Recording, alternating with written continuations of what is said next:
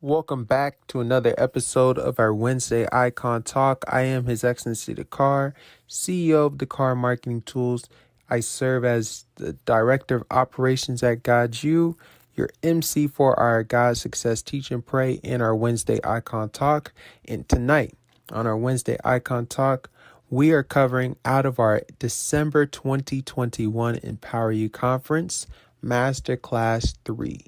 Forming a new mindset of unity between the generations to achieve legacy. Sit back, relax, and enjoy the show. Thank you.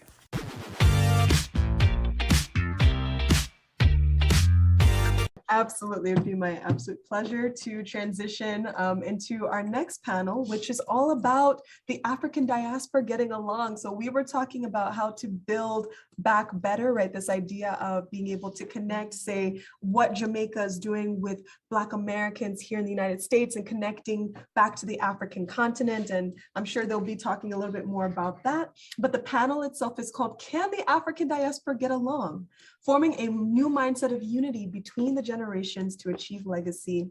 And here to be a part of that conversation, we have three fantastic panelists whom I'm sure you're pretty well aware of, but I'll still introduce them as well. First, we have Miss Sudan Eubanks. GODSU Junior Ambassador Sudan Alex Rose Liz Eubanks Sale is an entrepreneur and public speaking powerhouse. The founder of the Junior Ambassador Program, Chancellor Dr. Diane Moore Eubanks, inspired her to create Sudan Dolls at just 8 years old, a company which sells collectible male and female dolls of African Caribbean descent. Sudan wants to provide an opportunity for everyone to be able to have a doll that looks like them. And what she's been doing quite recently is Reading with Royalty, creating a virtual reading program for children in hospitals at this time. And she's also an invaluable speaker, both domestically and internationally. She truly exemplifies that beauty equals brains and brains equals beauty. And as a Miss Black Florida talented teen, she looks forward to competing as the youngest title holder for her upcoming national competition. We also have Chancellor Dr. Diane Moore Eubanks, the Right Honorable, Her Excellency, Reverend Dr. Attorney Diane Moore Eubanks, who is the founder, visionary, and chancellor of Global Ovid Day Seminary and University GODSU and its 7 pillars. As the GODSU Chancellor, Dr. Diane provides leadership, teaching, and strategic direction to further GODSU global interfaith and entrepreneurial missions. After graduating in 1986 as both a magna cum laude and Phi Beta Kappa recipient from Florida State University, she completed her Juris Doctor degree from Georgetown Law, interned at BET, as well as served as Assistant General Counsel, Department of Navy, reporting to both the Pentagon and the White House. Dr. Diane is also an accomplished pageant queen, currently holding both the titles of Miss Senior Florida and Miss Senior Jamaica simultaneously. Last but certainly not least, we have His Excellency Dr. Willis Eubanks, who is our Vice Chancellor. He's the Vice Chancellor of Global Ovid Day Seminary and University GODSU. He's also a servant leader serving as a public trustee on Miramar's Police Pension Board and on his local PTA and SAC, the School Advisory Committee. He mentors young people by serving as a Goodwill Ambassador for New Future Foundation International and the Jamaican chapter. In December of 2018, he was the recipient of the Made Man Distinguished Leader and Advocate for Change Award. He was among over 60 men who were nationally and internationally distinguished in their respective areas to receive such an award. At this time, I'd like to ask for our panelists to please be seated in the roles in which they will be for the speaking of this panel. And I look forward to taking notes on the other side. Thank you. Blessings. All right. Awesome. And I know we had some great information here on Marcus Garvey, so we can introduce him. This topic is, can the African diaspora get along? Forming a new mindset of unity between the generations to achieve legacy. So we have Sudan here that's 14, and we have us who are almost 60, and we want to get perspective. We believe that the young people are the future, and so you have to engage them. You can't look down to them. You can't say, oh, you're too young, you don't understand. The way they're gonna understand is by communicating. So we wanted this lesson for everyone to kind of see what's gone before. And if you look at the great people like Marcus Garvey, who actually was the first person, he was Jamaican, by the way, he was a Jamaican activist. And one of the, Assistant Dean Courtney was talking about Jamaica and here and that type of thing. And in all honesty, I want to say in terms of race relations, I think the US, if it wasn't for the US doing what they did, the way they did it, Jamaica would not be where it is. So the African Americans who have toiled and who have given their blood, their spirit, their minds to the fight for equality, going through Jim Crow, going through everything that they did. And if they didn't do it, people like me, I couldn't even be in this country. And so that is why I always give homage, and that's why I always give respect to my African American brothers and sisters. Everybody knows that about me.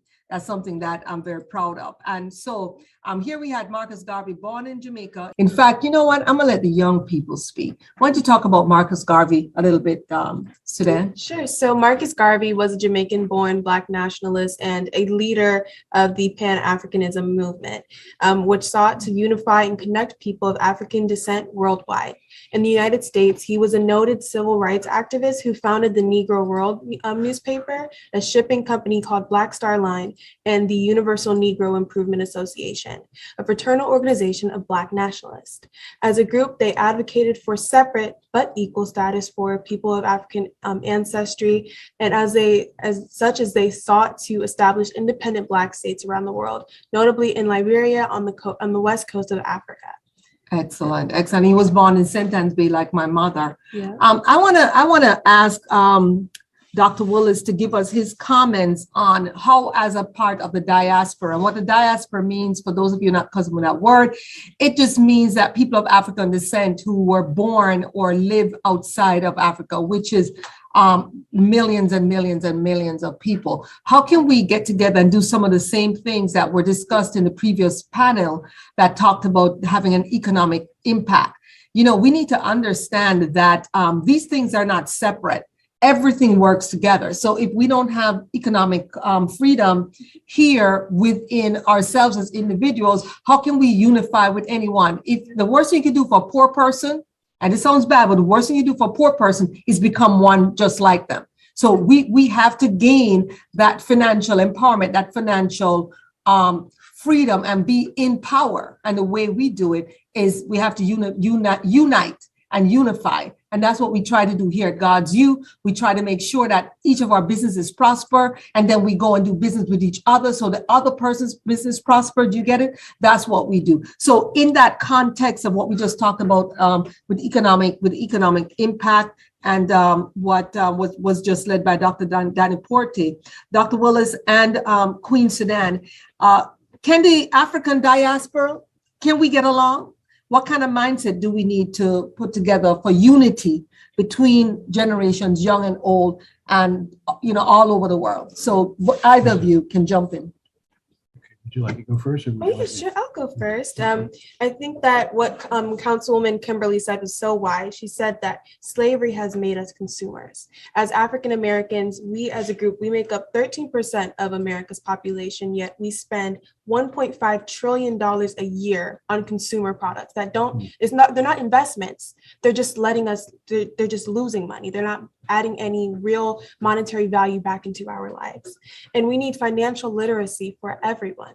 Financial literacy is not proportionally, put around in America, around the world, really. And so we need to have financial literacy for everyone. We have to have correct history for everyone so that we can learn about, different ancient African city-states that we had, like, for example, Moreau. I actually learned about this.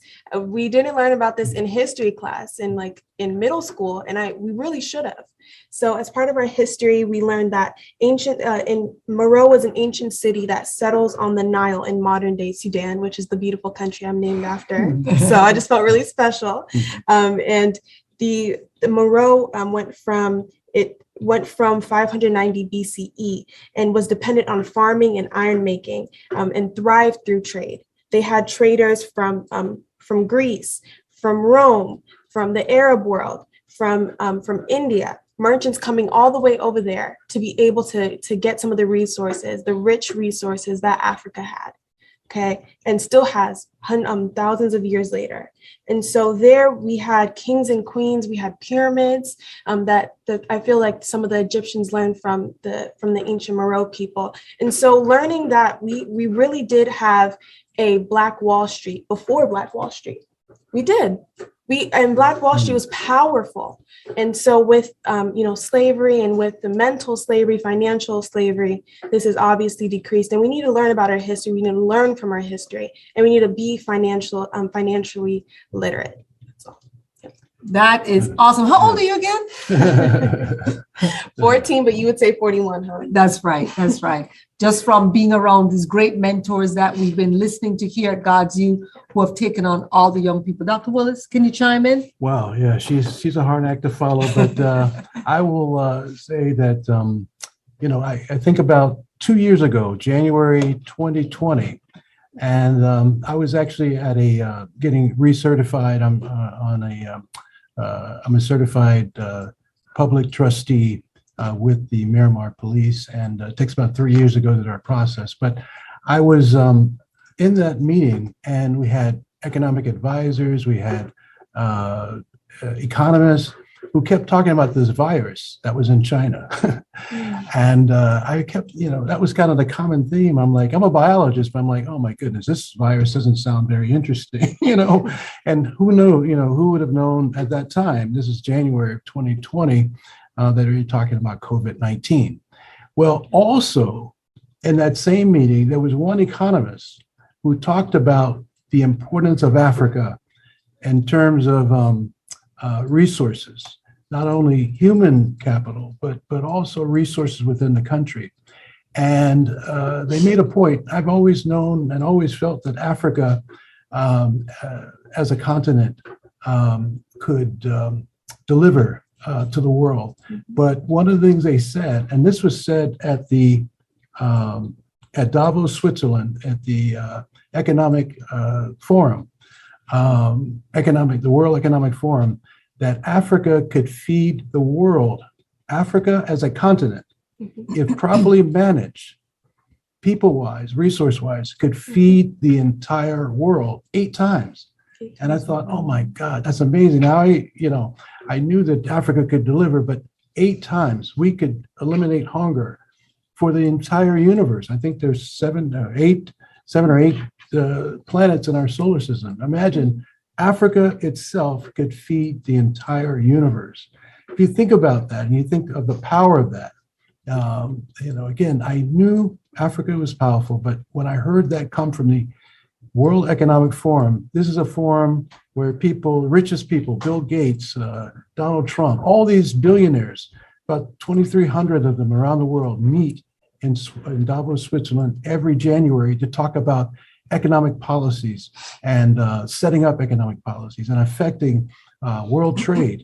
So that caught my attention. And I said, my goodness, that is so powerful. Imagine if everyone of African descent knew that. Imagine, we empower ourselves, because every device that we have, computers, everything from computers to space rockets would not be possible without the raw materials of Africa. Yeah. Okay, so I think that's gaining momentum. I'm glad to hear that was, mentioned at the Economic Forum, and hopefully that will empower people to not take advantage of human capital, but work with those countries.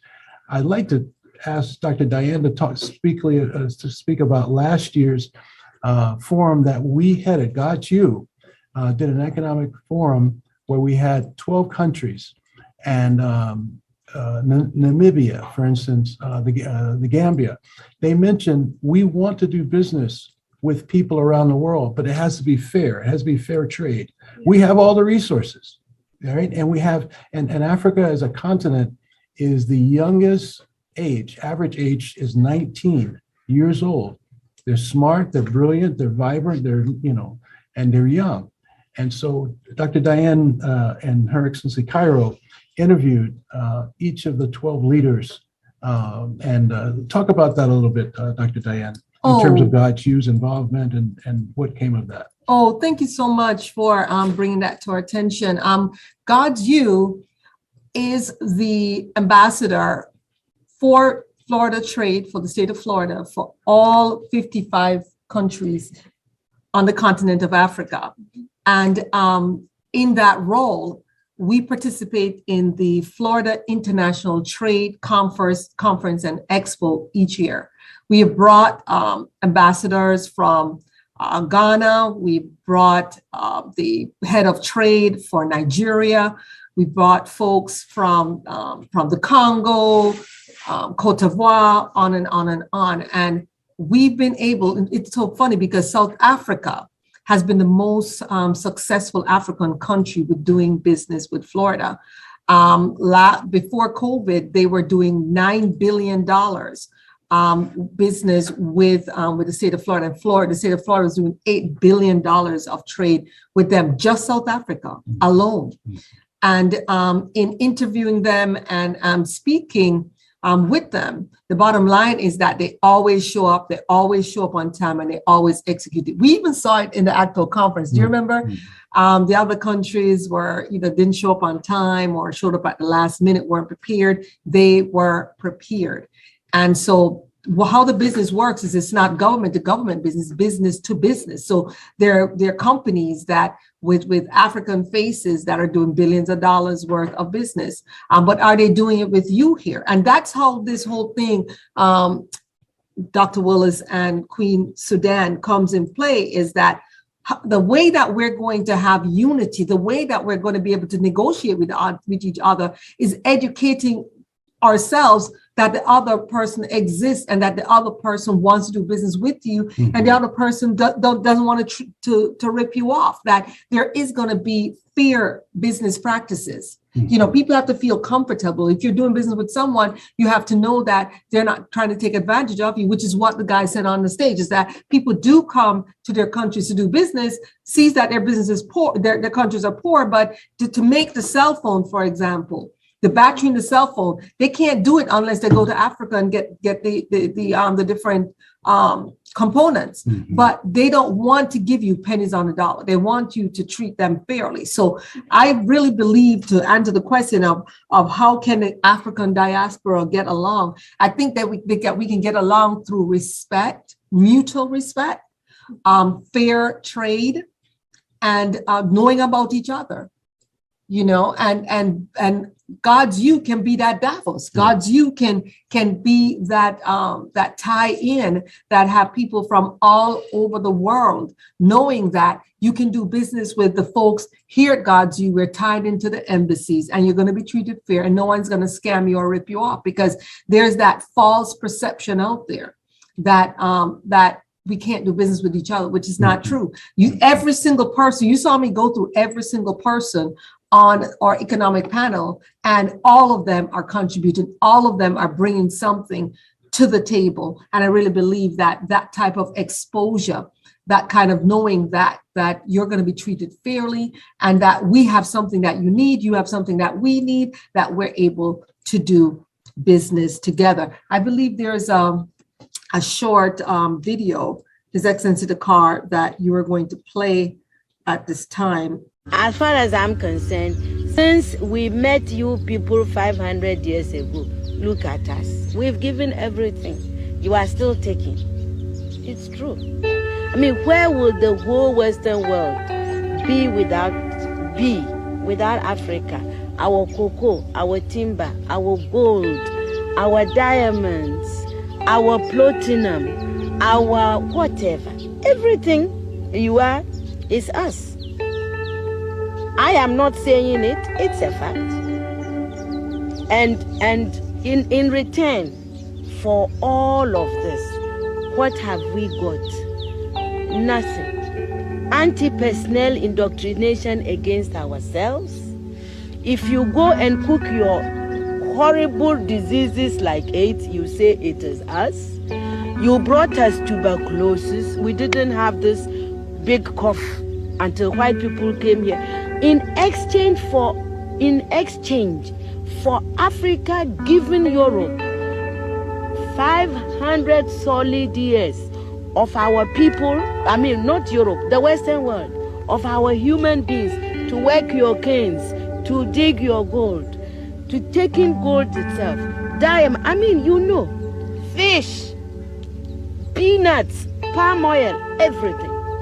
In exchange for that, we have got nothing. Nothing. And you know it. Nothing. And you look upon, you know, white folks look upon us like monkeys. It is true. It's in your literature. Hey, you know, some of your best thinkers have said this about us. Have you heard of all these Germans? Have you heard? Okay. Yes. They said Lord Burton, people like that, they said we don't even have the brain of animals. That's what we got from you people. But don't you think that this is over now? Over where? Is it over? Who said that 8 came from the green monkey? Is it over? Is it over? Well, if this is your impression, do you think that you can ever forgive us? It's not a question of forgiveness. I have nothing against you. My point is that you did and you are doing for your survival what is necessary. We can't blame you for that. The fact that we didn't do enough for our own survival and we are still not doing enough for our survival, that is not your problem.